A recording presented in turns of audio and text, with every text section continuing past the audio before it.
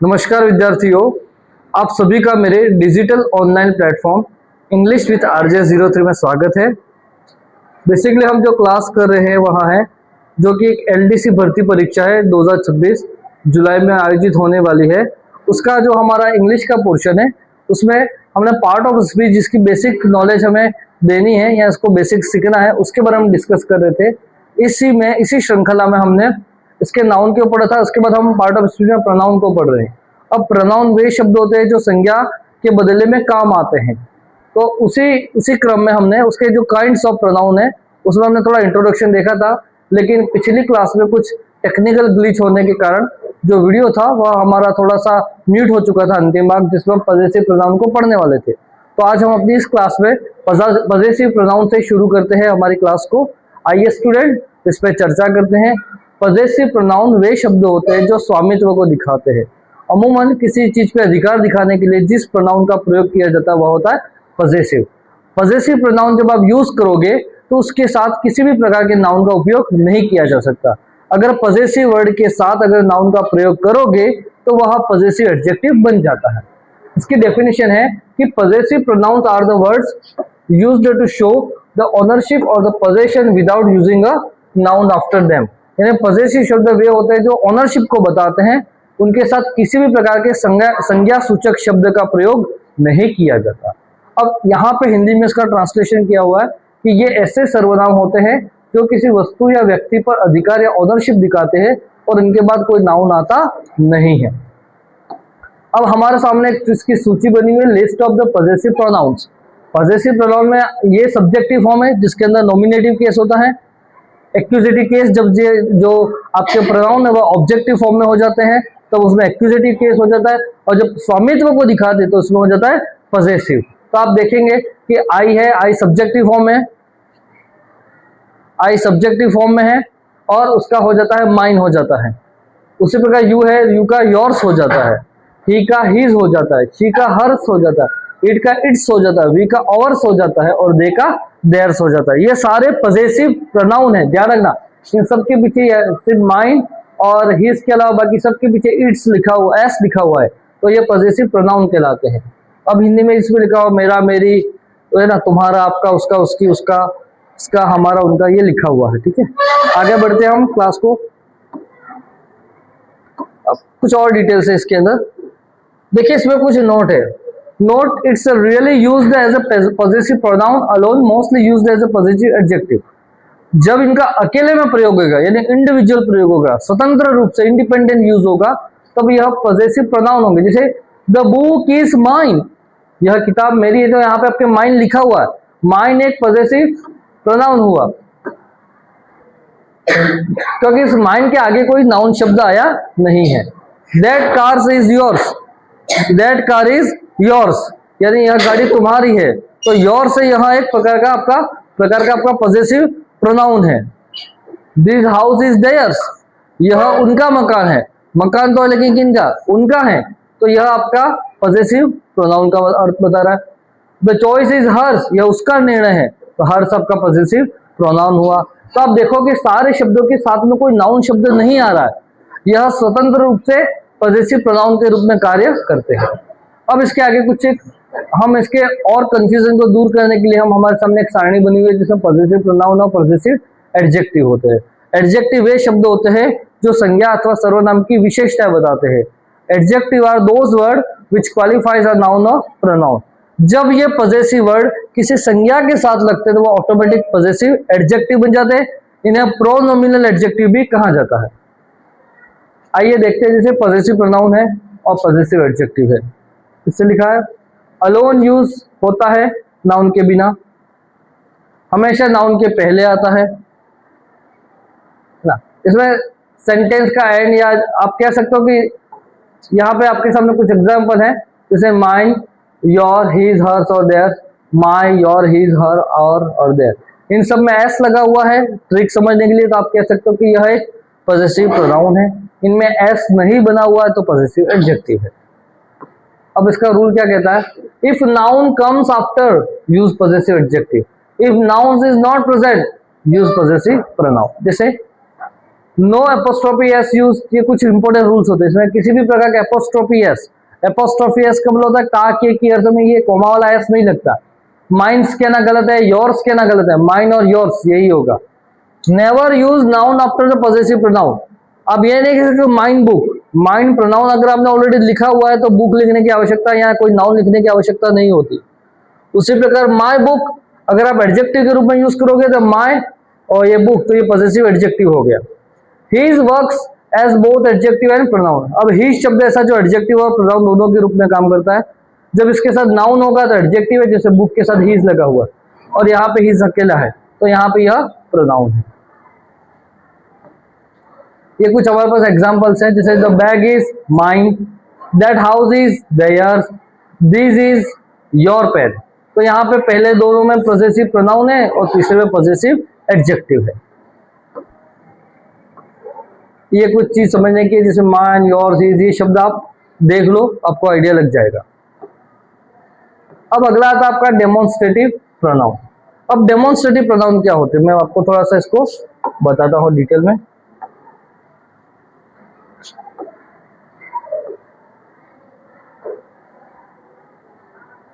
आइए इसको बारे में चर्चा करते हैं।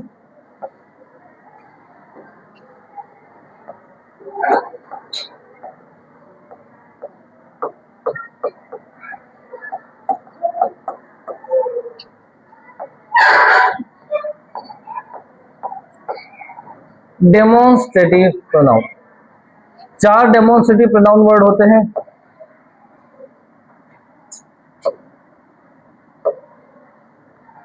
These, that, these और those, ये चारों डेमोन्स्ट्रेटिव प्रोनाउन है। डेमोन्स्ट्रेशन यानी दिखाने का काम करते, प्रदर्शन का काम करते। बस एक ही फर्क है, जैसे दीज लिखा हुआ है, दीज और दैट, इनका प्रयोग होगा सिंगुलर नाउन के साथ, इनका प्रयोग होगा सिंगुलर नाउन के साथ, और इन दोनों का प्रयोग होगा वह होगा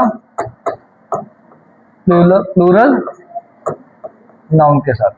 यानी दीज और दोज, उनका प्रयोग होगा वह बहुवचन संज्ञा के साथ होगा, और सिंगुलर नाउन यानी एक वचन संज्ञा के साथ प्रयोग होगा दीज और दैट का प्रयोग कब होगा।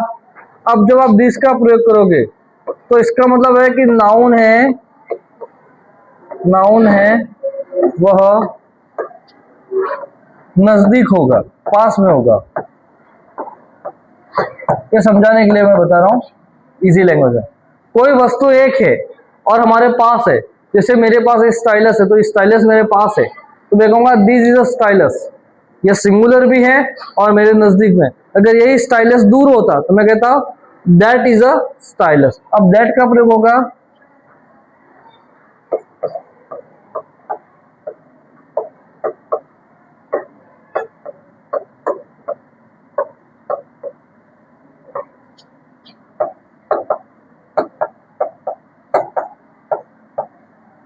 कोई नाउन सिंगुलर है और दूर है, कोई संज्ञावाची शब्द एक वचन में यानी सिंगुलर और दूर है, तो उसको प्रयोग करने के लिए हम किसका प्रयोग करेंगे, हम दैट का प्रयोग करेंगे। कोई वस्तु एक है और हमारे पास में है तो उसको बताने के लिए हम दिस का प्रयोग करेंगे।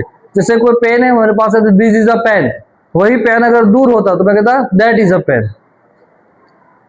तो दिस का प्रयोग इस प्रकार होता है, दैट का प्रयोग इस प्रकार। अब ये दिस, बस इसमें एक ही वचन है, एक ही चेंजेस है कि यह प्लूरल होते हैं, और अगर प्लूरल है, अगर वह नजदीक है, पास में है, नजदीक होने पर दीज और दूर होने पर दूज। ठीक है, जैसे हम कहते हैं दिस इज अ पेन, इसका मतलब है पेन मेरे पास में है।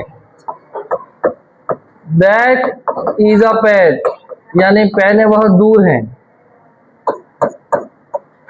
दीज आर पेन्स यानी जो पेन है वह मेरे से बहुत सारे प्लूरल फॉर्म में और मेरे नजदीक है। और मैं कहता हूं दोज आर पेन्स यानी पेन है लेकिन वहां मेरे से दूर है, जो कि प्लूरल में। ये दोनों आएंगे बहुवचन के साथ। किसके साथ आएंगे, बहुवचन के साथ, और इनका प्रयोग होगा वह एक वचन के साथ होगा। ये दोनों में मेजर अंतर है। आइए इस पे और देखते हैं।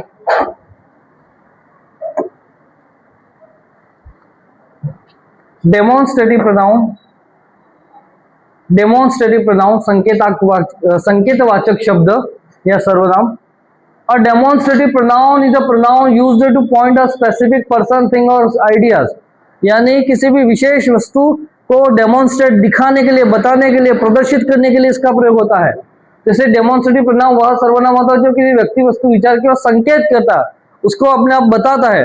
जैसे इंग्लिश में डेमोन्स्ट्रेशन की शॉर्ट फॉर्म होती है डेमो, इस जगह ना डेमो दिया यानी एक संकेत दिया। जैसे ये चार होते हैं, दीज, दैट, दीज और दोस, ये चार मुख्य रूप से होते हैं। हमने अभी पढ़ा दीज, कोई वस्तु नजदीक हो, नियर हो और क्या हो, सिंगुलर हो, तो किसका प्रयोग करोगे आप, दीज का प्रयोग करोगे। जैसे आपके पास एक पानी की बोतल है तो मैं कहूंगा दिस इज अ वाटर बोतल, और वही पानी की बोतल दूर है तो क्या बोलोगे आप, दैट इज अ वाटर बोतल। अगर बहुत सारी पानी की बोतल है, दीज आर वाटर बॉटल्स, और वही पानी की बोतल है दूर है तो आप क्या कहोगे, दोज आर वाटर बॉटल्स। इस प्रकार यहां लिखा हुआ है नियर होगा, सिंगुलर होगा, फार होगा यानी दूर होगा, सिंगुलर होगा, दीज यानी नियर होगा लेकिन प्लूरल होगा, दोज यानी फार होगा और प्लूरल होगा। ये हमने ऑलरेडी इसको डिस्कस कर लिया है। जैसे मेरे पास कुछ example, these for something near and singular, एक वस्तु जो सिंगुलर और नजदीक है, तो लिखा हुआ है दिस इज माई बुक, यह मेरी किताब है। दिस इज डिलीशियस, यह स्वादिष्ट है। For something that is far and singular, दूर हो और क्या हो, सिंगुलर हो, तो यहाँ पे कहा दैट इज योर हाउस। अगर आपको किसी का घर बताना दूर से तो क्या करें, दैट इज योर हाउस, ये तो तुम्हारा मकान है। दैट वॉज अमेजिंग, अरे बहुत अद्भुत था ये तो। दीज, अब ये बहुवचन के लिए आता है, कोई वस्तु हमारे नजदीक में हो और बहुवचन हो, बहुवचन का मतलब एक से अधिक हो, तो प्लूरल और नियर इन दोनों कंडीशन में होता है। दीज आर माई फ्रेंड्स, अगर आपके बहुत से दोस्त आते हैं, बहुत सारे दोस्त आते हैं, आप क्या कहोगे, these are my friends. These are very useful, ये बहुत उपयोगी है, क्योंकि बहुत प्लूरल में भी है और आपके नजदीक में भी है। दोज मतलब कोई वस्तु दूर हो और प्लूरल हो, जैसे दोज आर ब्यूटीफुल फ्लावर्स, ये वो देखो कितने खूबसूरत फूल है, वे सुंदर फूल है। दोज वर डिफिकल्ट क्वेश्चन, वे प्रश्न कठिन थे। तो ये आपके सामने दीज, दैट, दीज, दोज को हमने क्लियर किया। ये समझने के लिए हम देखते हैं एडजेक्टिव और प्रोनाउन में क्या अंतर है। देखो मैं आपको एक स्पष्ट बात बता देता हूं, जो कि बिल्कुल आप उसको कंसेप्ट को क्लियर रखेंगे कि जब एडजेक्टिव की बात होगी तो उसके साथ कोई ना कोई नाउन होगा, क्योंकि एडजेक्टिव के साथ नाउन लगेगा ही लगेगा। और अगर वो एडजेक्टिव के साथ कोई नाउन वर्ड नहीं है उस डेमोन्स्ट्रेटिव वर्ड के साथ, तो वो ऑटोमेटिक प्रोनाउन बन जाता है। जैसे आप देखोगे यहाँ पे प्रोनाउन है और यहाँ पे एडजेक्टिव लिखा हुआ है। आप देखोगे दिस इज माई पेन, तो दिस के बाद कोई नाउन वर्ड आ रहा है, नहीं आ रहा है, वो प्रोनाउन है। यहाँ दिस के बाद पेन शब्द आ रहा है, तो दिस एक डेमोन्स्ट्रेटिव एडजेक्टिव के रूप में बदल गया। दिस नाउन की जगह, ठीक है। अगर नाउन साथ में आता है तो एडजेक्टिव है, नाउन नहीं आता तो प्रोनाउन है, ये दोनों में बस ये अंतर है।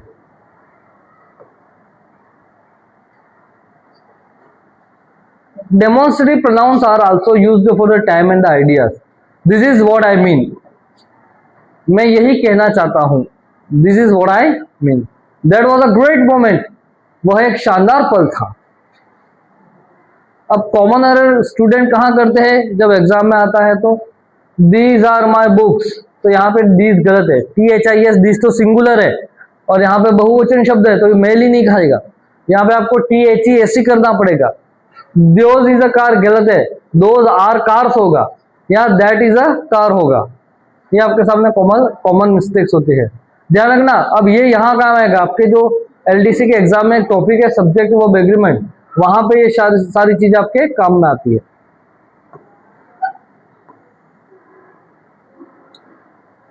इसे हम कुछ प्रैक्टिस कर रहे हैं। This is my best friend, those are very tasty, या these are very tasty mangoes, that was a difficult exam, those are your shoes. ये हमने कुछ प्रैक्टिस किए, क्वेश्चन दिए, इसके आंसर यहाँ लिखते हुए। डेमोन्स्ट्रेटिव प्रोनाउन के बाद आता है आपके डिस्ट्रीब्यूटिव प्रोनाउन। डिस्ट्रीब्यूटिव प्रोनाउन क्या आता है?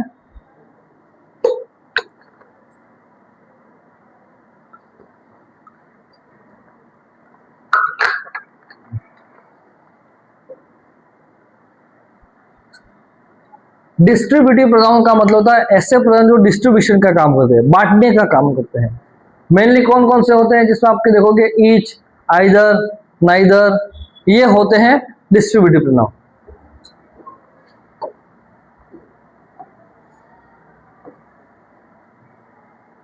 अब लिखा देखो स्टूडेंट्स, बात को ध्यान रखना, यहाँ कोई ना कोई प्रीपोजिशन उसके साथ फ्रेज लेकर के आएंगे, जैसे each of the, either of the, neither of the, none of the, ऐसे शब्द लिखे हुए आएंगे। Each used for more than 2% things, यानी ईच का प्रयोग होगा वह बहुत से में एक को बताने के लिए, प्रत्येक को। जैसे क्लास के अंदर 10 बच्चे, तो प्रत्येक बच्चा बदमाश है, ईच, या प्रत्येक बच्चे को पुरस्कार मिला, तो each of the student was given reward.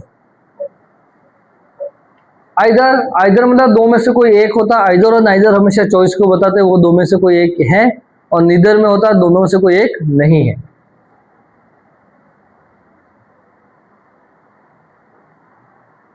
Each used for more than 2% things usually focus on the individual members। जैसे देखो स्टूडेंट्स यहाँ देखेंगे ऑफ का प्रयोग होगा, मैं आपको थोड़ा सा जूम इन कर देता हूँ। Each of the student is present, यानी प्रत्येक छात्र उपस्थित है, तो छात्र बहुत सारे लेकिन उनसे प्रत्येक छात्र उपस्थित है क्लास का। Each of them has a book, उन सबके पास एक पुस्तक है, उनमें से प्रत्येक के पास एक पुस्तक है या किताब है।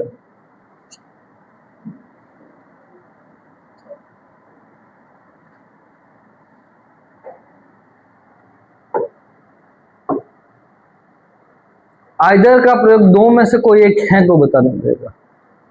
Used when talking about 2% things only, जब दो व्यक्ति या दो वस्तुओं की बात होती है, दो स्थानों की मध्य की बात होती है, उस समय आइदर का प्रयोग होता है। Either of the two roads leads to the temple, दोनों में से कोई एक रास्ता मंदिर तक जाता है। रास्ते दो हैं लेकिन उनमें से कोई एक जाता है, दोनों में से कोई एक चीज होती है। सिर्फ दो वस्तुओं में, 2% में यह चॉइस बताता है। यू कैन टेक आइदर, तुम दोनों में से कोई एक ले सकते हो। कोई वस्तु है, खरीदारी कर रहे तो तुम इन दो वस्तुओं में से कोई एक ले सकते हो। नाइदर, दो में से कोई एक भी नहीं। Also used for 2% of things only, दो व्यक्तियों या दो वस्तुओं के मध्य की चीज को बताता है। Neither of the answer is correct, दोनों में से कोई भी उत्तर सही नहीं है। Neither of them is came, दोनों में से कोई भी नहीं आया। जैसे कुछ एक क्वेश्चन है, यह हमेशा always singular verb, distributive pronoun always take singular verb, यानी सिंगुलर ये जो होते हैं डिस्ट्रीब्यूटिव प्रोनाउन वो हमेशा अपने साथ सिंगुलर की वर्ब को लेते हैं। Each of the boy is playing, not each of the boys are playing, ये कहना गलत है। Neither of them is ready, ये कहना सही है। नाइदर ऑफ देम आर कहना गलत है। Use of plural noun of pronoun, each of the students, तो आप देखोगे यहाँ ऑफ प्रीपोजिशन का प्रयोग हुआ है। आइदर ऑफ द ऑप्शंस, तो ऑफ प्रीपोजिशन का प्रयोग हुआ है। नाइदर ऑफ देम, तो ऑफ प्रीपोजिशन का प्रयोग हुआ है। प्रोनाउन अग्रीमेंट देखेंगे, traditionally singular but sometime they और their is used. Each student must bring their book, अब देखो देयर क्या शब्द था, देयर वैसे दे से बना हुआ, दे से देयर, तो वो बहुवचन को बताता है, लेकिन कभी कभी वो इंडिविजुअलिटी को भी बताता है। यहाँ लिखा हुआ है कि each student must bring their book, प्रत्येक स्टूडेंट को उनकी किताब लानी है। अब देखो डिस्ट्रीब्यूटिव प्रोनाउन और डिस्ट्रीब्यूटिव एडजेक्टिव में क्या फर्क है, एक ही फर्क है आपको समझने के लिए। ऑफ प्रीपोजिशन लगा हुआ है तो प्रोनाउन है, ऑफ प्रीपोजिशन नहीं लगाया तो वो एडजेक्टिव। देखेंगे ईच इज रेडी, ये प्रोनाउन है आपका, इसमें ऑफ है ना, क्योंकि ये सब्जेक्ट का काम कर रहा है। ईच स्टूडेंट इज रेडी, तो स्टूडेंट शब्द नाउन आ गया है ना, तो यह एक प्रकार का क्या हो गया, एडजेक्टिव हो गया।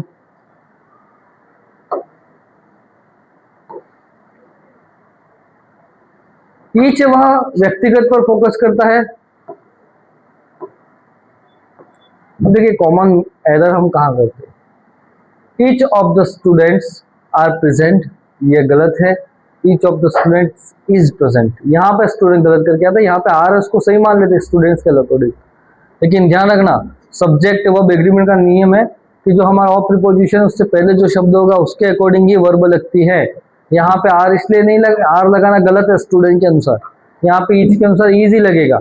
Neither of them are coming गलत है, neither of them is coming कहना सही है। Either of the boys are playing बिल्कुल गलत है, either of the boy is playing होगा। ठीक है, ये आरपीएससी के एग्जाम्स में कुछ टिप्स दिए गए हैं कि each, either, neither always singular verb, yes. Neither और either always for two only, yes. Each individual emphasizes बिल्कुल सही, और every over never used as a pronoun, every का प्रयोग कभी प्रोनाउन के रूप में नहीं कर सकते हो आप, ये बहुत ही अद्भुत नियम है।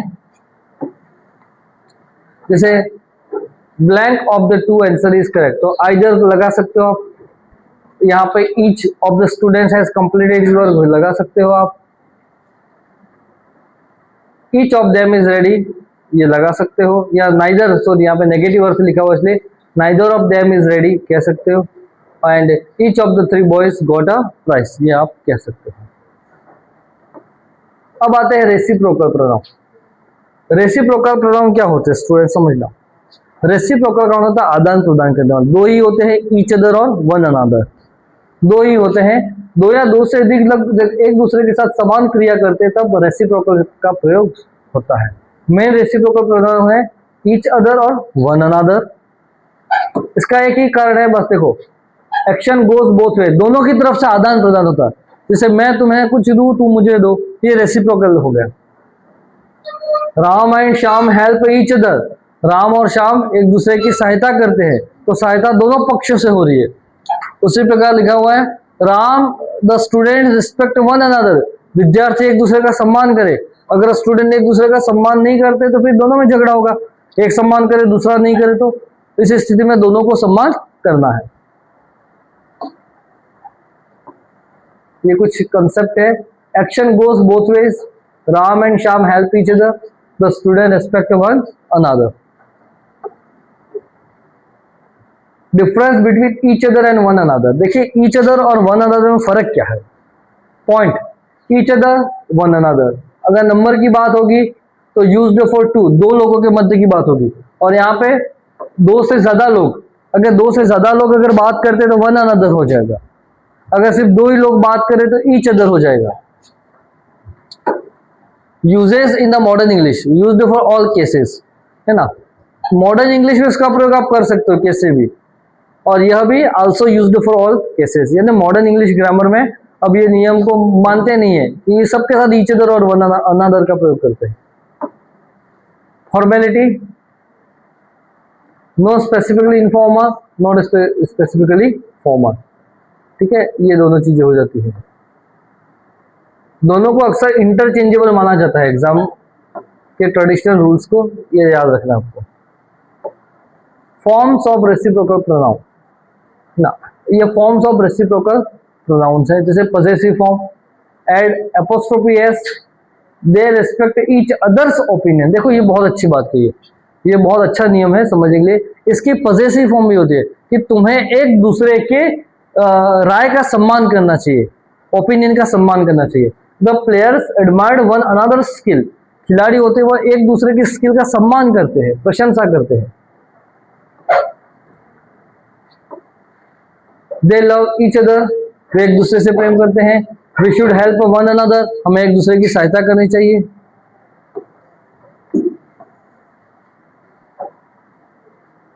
Always used for the mutual respect action, आपसे जो एक्शंस होते हैं, आपसे रिलेशन होते हैं, उनके लिए इसका प्रयोग होता है। जैसे राम हिट ईच अदर, ये कहना गलत है, Ram and Shyam hit each other. अब राम अकेला थोड़ी मारेगा, अगर लड़ाई होगी दोनों पक्षों में होगी, तो Ram and Shyam hit each other, ये सही है। The boys helped each other कहना गलत है, the boy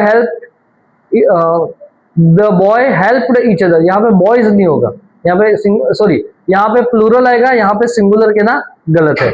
boys plural form है, बॉय वह singular form. They help each other ठीक है, the two friends trust each other, ठीक है। अब गलतियां कहाँ होती है, दे लव देमसेल्व्स, रिफ्लेक्सिव प्रोनाउन, ठीक है, not reciprocal pronoun. They love each other होगा, प्रेम एक दूसरे में होता है ना, कोई रिफ्लेक्शन नहीं होता यहाँ पे। राम लव्स ईच अदर कहना गलत है, Ram and Shyam love each other कहना सही है। अब देखिए कुछ कंफ्यूजन होते हैं स्टूडेंट में रेसिप्रोकल प्रोनाउन और रिफ्लेक्सिव प्रोनाउन में। आप देखते हैं कि रेसिप्रोकल प्रोनाउन है वह म्यूचुअल यानी एक दूसरे के बीच के सामान्य वर्ग को बताता है, जबकि रिफ्लेक्सिव में क्या होता है कि एक्शन है लौट करके कर्ता पे आ जाता है। वर्ड्स इसमें कौन कौन से keyword, each other, one another, इसमें कौन कौन से होंगे, my self, your self, himself, her self, it self, our self, your self, them self, ये सारे रिफ्लेक्सिंग वर्ड्स होते हैं। और इनके पीछे सेल्फ लिखा होता है, इसके पीछे अनदर लिखा होता है, ये दोनों में फर्क होता है। आइए और देखते हैं।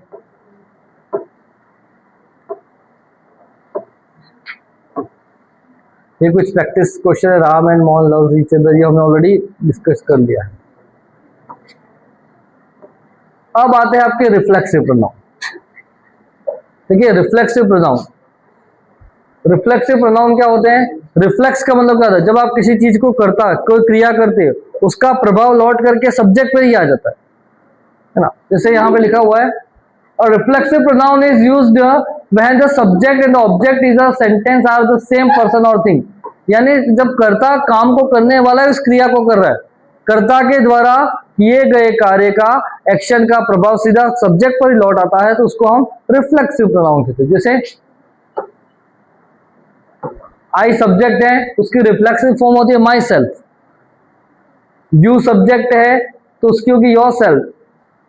यू प्लूरल में है, ये सिंगुलर में, प्लूरल में तो सेल्फ हो जाएगा। ही है तो हिमसेल्फ, शी है तो हर सेल्फ, ईट है तो इट सेल्फ, वी है तो अवर सेल्फ, और दे है तो देम सेल्फ। अब इसका यूज देखते हैं अपन। देखिए इसका मुख्य प्रयोग देखिएगा, सब्जेक्ट ऑब्जेक्ट सेम पर्सन, जब सब्जेक्ट और ऑब्जेक्ट दोनों सेम पर्सन हो। जैसे आई हर्ट माई सेल्फ, मैंने खुद को चोट पहुंचाई, यानी इस काम को करने वाला कौन है, आई है, और उसका प्रभाव लौट करके किस पे आ रहा है, आई पर ही आ रहा है, तो यहाँ पे यह रिफ्लेक्सिंग वर्ड हो गया हर सेल्फ, ये रिफ्लेक्सिव प्रोनाउन। दे एंजॉयड देमसेल्फ, उन्होंने खुद आनंद किया, आनंद करने वाले वही थे और आनंद आया भी उनको ही, यानी कर्ता जो एक्शन कर रहा है, क्रिया कर रहा है, उसका प्रभाव लौट करके उन तक ही आ रहा है। देखिए एज ऑब्जेक्ट, ये एक ऑब्जेक्ट के रूप में काम करते हैं। ही ब्लेम्ड हिमसेल्फ, उसने खुद को दोष दिया, यानी उसे लगा कि गलती उसकी ही है और उसका दोषारोपण भी उसी ने किया, अर्थात कर्ता के द्वारा किए गए कार्य का प्रभाव उस तक ही आ गया। अब देखो एक कुछ होते हुआ एम्फेसाइज कर रहे, जो जोर देने के लिए, रिफ्लेक्सिव प्रोनाउन एम्फेसाइज के लिए भी आता है। I did it myself, मैंने यह काम खुद किया। The principal himself checked the copy, principal ने खुद कॉपी चेक की। With the preposition she was talking to herself, वह खुद से बात कर रही थी। अब ये देखेंगे आप, ही हर्ट हिमसेल्फ, ही हर्ट हर सेल्फ गलत है, क्योंकि ही सब्जेक्ट है और ही का ही हिम बनता है। यहाँ अगर शी होता तो यह वाक्य सही होता। Can not be used as a subject, देखो ध्यान रखना, इसको एज अ सब्जेक्ट आप यूज नहीं कर सकते। Myself went to school कहना गलत है, आई वेंट टू स्कूल कहना सही रहेगा। No overuse, he himself went himself to, दो बार आप इसका प्रयोग नहीं करोगे एक वाक्य में, इसका रिपीटेशन नहीं कर सकते। He himself went to market.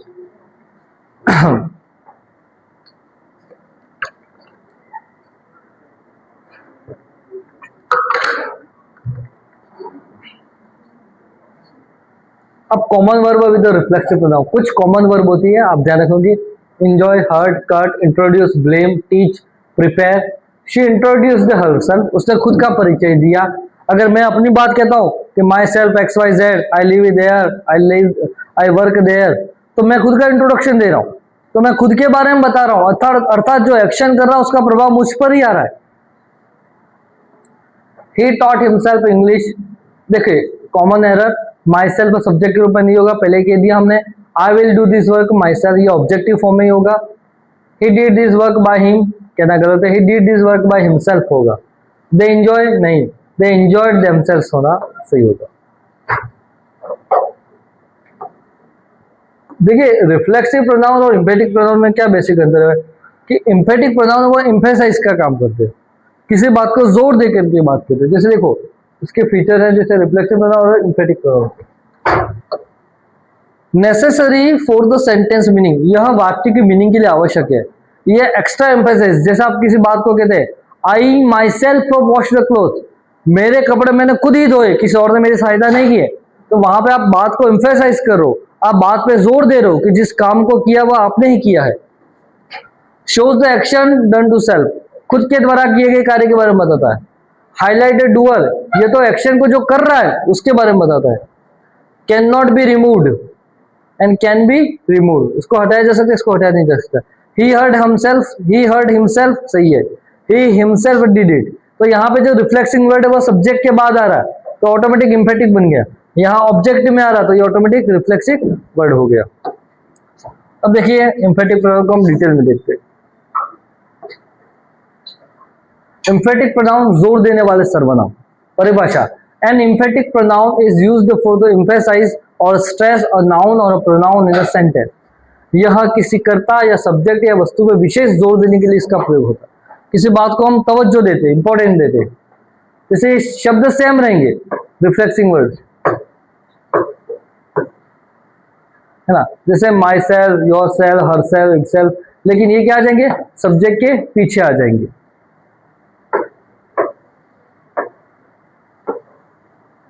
अगर प्रोनाउन हटाने पर भी सेंटेंस का मीनिंग पूरा रहता है, इसमें प्रोनाउन को हटा दो तो भी सेंटेंस का मीनिंग पूरा होता है। जैसे to emphasize the subject I myself a completed work, मैंने खुद ही काम पूरा किया, यानी आप बताना चाहते इसको काम को आप ही ने पूरा किसी अन्य व्यक्ति ने पूरा नहीं किया। So she herself solve the problem, उसने खुद ही ये समस्या हल की, ये एम्फेसाइज कर रहा है। The principal himself checked the paper, principal ने खुद यह चेक किया। तो स्टूडेंट इस प्रकार हमारे इम्फेटिक प्रोनाउन तक ये सारी चीजें हो जाती हैं और आगे इसकी जो बाकी चीजें हैं हम उसको और डिटेल नेक्स्ट क्लास में करेंगे। बस आपसे यही मैं एक्सपेक्ट करता हूँ कि आप तैयारी करें। देखिए जो व्यक्ति तैयारी करता है, प्रिपरेशन करता है, उसके लिए बहुत ही अंतिम समय की लड़ाई है, 2-1 महीने का समय बचा है। और जिन लोगों ने तैयारी नहीं की है तो वो पछताएंगे इस भर्ती परीक्षा के बाद, क्योंकि मेरा ये मानना है कि जब आप तैयारी करते हो तो हमें सब भूल जाना चाहिए कि कौन हमें क्या कह रहा है, कैसी बात कर रहा है, या कोई हम पे डाउट भी करता है, क्योंकि अक्सर वही लोग डाउट करते हैं जिन्हें खुद कुछ करना है नहीं। देखिए जो लोग तैयारी कर रहे हैं शायद इस भर्ती परीक्षा में जिसका चयन हो ना हो वो बात की बात है, लेकिन आप जब कांस्टेंट तो मतलब कंटिन्यूस आप एफर्ट्स लगाते रहते हो, because success is the sum of continued efforts, यानी सफलता होती है वहां लगातार किए गए प्रयासों का प्रतिफल होती है।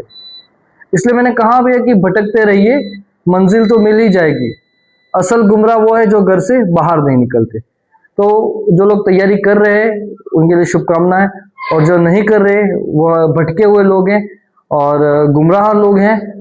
तो जिस प्रकार जो तैयारी करेगा सफलता उसको आज नहीं कल नहीं आगे भी मिलनी है। So student thanks for listening me, I hope आपने क्लास को एंजॉय किया होगा। हम डिटेल स्टडी और उसको नेक्स्ट पढ़ते हैं। Thank you.